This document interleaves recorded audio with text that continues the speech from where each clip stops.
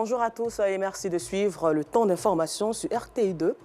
Au sommaire de l'actualité, dans la région du sud Comoé, des individus encagoulés armés de fusils de calibre 12 ont attaqué, dérobé et tué un paysan avant de prendre la fuite. Alerté, la brigade de gendarmerie locale a rapidement ouvert une enquête. Et puis hors de nos frontières, à Gaza, depuis le début du conflit avec Israël du 7 octobre, on compte plus de 30 000 morts dans cette bande. Encore merci d'être en notre compagnie pour le temps d'information sur RTI2.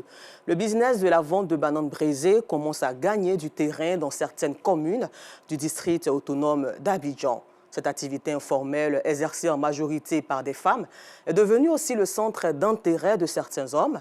Le constat de notre équipe de reportage composée de Yacouba Koulibaly et Assit Ondiara dans la commune d'Abobo. Quartier Brésil dans la commune d'Abobo. Ibrahim Badini s'est converti à la vente de bananes braisées pour assurer la survie quotidienne de sa famille. Il remplace ici sa génitrice qui exerçait ce petit commerce. Selon lui, ce business nourrit son homme même si les bénéfices ne sont pas énormes. C'est longtemps on peut le dire. Le business des bananes braisées, c'est très rentable. On peut nourrir la famille et ça. Il n'y a pas de seul métier dans la vie. Comme Ibrahim, Awa Traoré vend de la banane braisée non loin du carrefour Samanké, toujours dans la commune d'Abobo. Ce commerce lui permet aussi d'assurer la pitance de sa famille. Il y a bon appétit dedans. C'est fait faire des économies. Les friands de bananes braisées sont nombreux.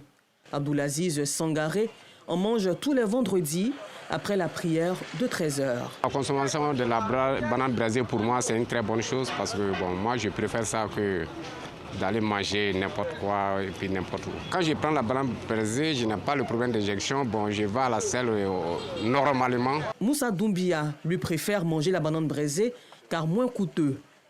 Je viens de finir mes courses. Il est pratiquement à midi, il vient de la prière. Donc du coup, j'ai vu que la banane braisée, elle est pratique à manger facilement. Donc du coup, sans pression, j'achète la banane braisée. Là, ça me fait du bien. Et puis c'est économique. Fatoumata Touré, fidèle cliente d'Abdoulaziz Badini, achète souvent de la banane braisée pour l'encourager. Habituellement, c'est les femmes qui vendent les bananes braisées. Aujourd'hui, je vois que c'est un homme qui vend bananes braisées. Si venez acheter pour l'encourager. Le commerce de bananes braisées a de beaux jours devant lui. Il illustre bien l'adage qui dit qu'il n'y a pas de sot métier. Ce commerce lucratif attire de nombreuses personnes au chômage. Et nous vous le disions en titre, dans la nuit du 5 au 6 février 2024, au campement à Djobikro à Bongo, dans la région du sud Comoé, des individus encagoulés armés de fusils de calibre 12 ont attaqué, dérobé et tué un paysan avant de prendre la fuite. Alerté, la brigade de gendarmerie locale a rapidement ouvert une enquête qui a abouti, heureusement, à l'arrestation de 2 suspects, l'un à Beaunois et l'autre à Bongo. Les détails de ce constat avec Fedanayo et Clément Boko. C'est à 3 h du matin que des individus armés ont ôté la vie à un paysan à Bongo, dans le sud Comoé. Ils se sont ensuite emparés d'une somme d'argent avant de prendre la fuite. Informés par les populations, les enquêteurs de la brigade de Bongo ont reçu du renfort venu d'Abidjan et ont réussi à appréhender les auteurs de ce braquage après 2 semaines d'enquête. L'un des suspects a été capturé à Beaunois dans un maquis le 18 février 2024. Le second a été arrêté à Bongo le lendemain. Face aux gendarmes, les criminels ont avoué leur forfait. C'est mon cousin. Lui et moi, on a opéré 2 braquages. Il m'a interpellé pour me dire de venir que dans le campement où lui il réside là, il y a un monsieur là-bas qui a assez d'argent sur lui. Donc c'est ainsi qu'un matin, il m'a appelé et je me suis rendu dans le campement aux environs de 16 h. Et c'est dans la nuit que lui et moi, on s'est rendu chez le monsieur. Et quand le monsieur est sorti, c'est dans ça qu'il a abattu le monsieur. Quand le monsieur a été abattu, 10 minutes après, je suis rentré dans la chambre du monsieur, effrayé sa femme pour qu'elle me donne l'argent qu'elle a. C'est ainsi qu'elle m'a remis la somme de 500 000. Au cours des perquisitions menées chez les présumés coupables, un fusil de calibre 12 avec 3 munitions du même calibre et un téléphone ont été saisis. Quant à la somme volée, les malfaiteurs ont déclaré l'avoir déjà dépensé. Dans l'opération, c'est moi qui ai tiré sur lui. Lui, il est rentré, il a pris l'argent, une somme de 500 000 francs. Et on a fait le gain. D'après lui, il a reçu 230 000. Mais après ça, le lendemain, il est revenu me voir. Il a pris 10 000 avec moi. Et c'est comme ça que ça s'est passé. Les deux individus ont été traduits devant le tribunal de Grand Bassam pour répondre de leurs actes devant la justice. Et à la page religion, le samedi 24 février dernier, l'ONG Aïcha, association islamique caritative humanitaire et active, a organisé un dîner gala dénommé la Nuit de la Solidarité. L'objectif de ce dîner était de récolter des fonds qui vont contribuer à réaliser des actions en vue d'aider les familles et les personnes les plus vulnérables de la société. Abdoulaziz Guira. 8 millions de francs CFA, c'est la somme récoltée à l'issue de la Nuit de la Solidarité initiée par l'ONG Aïcha, association islamique caritative humanitaire active. Cette somme sera investie dans des projets qui visent à améliorer les conditions de vie des orphelins, des veuves et d'autres cas sociaux. Nous commençons bientôt le mois de Ramadan. Nous avons un grand projet qui lutte contre la pauvreté des familles vulnérables qui est accentué pendant ce mois, dénommé les paniers du Ramadan, qui vise à soulager cette année 500 familles vulnérables et qui aura lieu, Inch'Allah, dans la ville d'Anyama. Nous avons aussi des actions en faveur des orphelins. Nous essayons de les soutenir dans le domaine de l'éducation en facilitant leur accès à l'éducation avec la prise en charge scolaire et en leur offrant des kits scolaires, également la prise en charge sanitaire des orphelins. À cette nuit de la solidarité, des philanthropes prêts à mettre la main au portefeuille.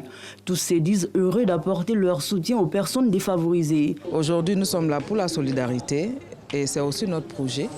Donc nous, en tant qu'ONG œuvrant dans l'humanitaire, donc nous sommes là pour porter main forte à notre partenaire qui est ONG Aïcha. C'est quand même une nuit de la solidarité.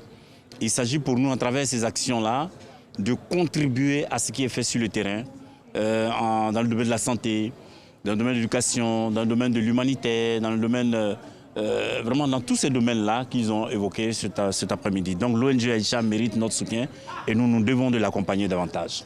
L'initiative de l'ONG Aïcha bénéficie du soutien du ministère de la Cohésion sociale, de la solidarité et de la lutte contre la pauvreté. C'est une initiative noble parce que nous assistons à une démarche qui est une appropriation républicaine, une appropriation citoyenne de la notion de solidarité.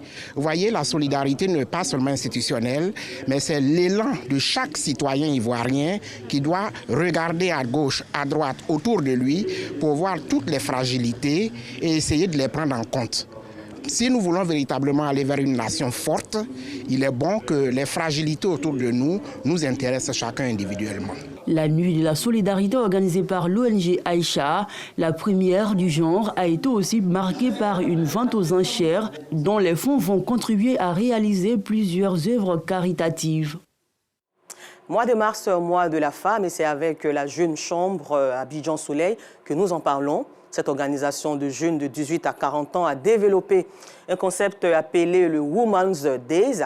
Ce concept a permis à ce club service de glaner des lauriers au plan international.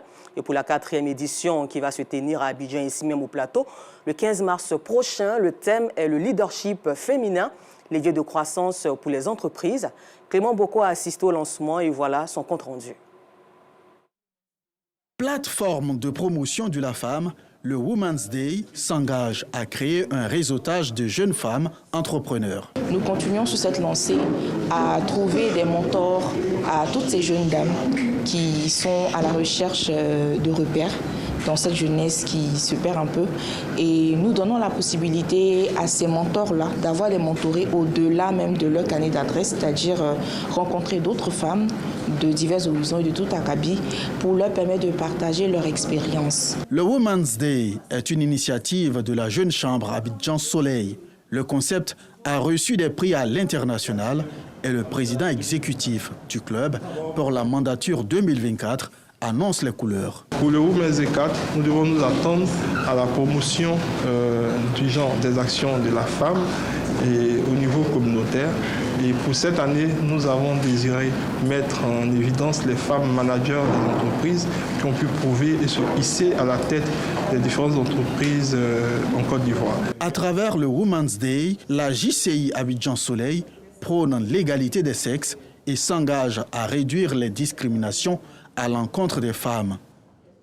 Une lucarne ouverte sur l'art à présent. 2 artistes peintres ont marqué le passage en Côte d'Ivoire à travers des tableaux exposés en ce moment même à la galerie Farah Fakri à Abidjan dans la commune du Plateau. Il s'agit du Nigérian Samson Bakare et le Camerounais Cessé Elangwe. Tous deux ont travaillé sur le regard, mais avec des styles différents et aussi bien colorés que variés. C'est reparti avec Clément Boucaud pour cette exposition.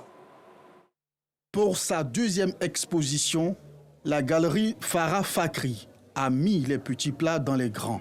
2 artistes africains sont à l'honneur avec des œuvres conçues en terre ivoirienne. L'exposition s'appelle Look at Me in the Eyes, regardez-moi dans les yeux.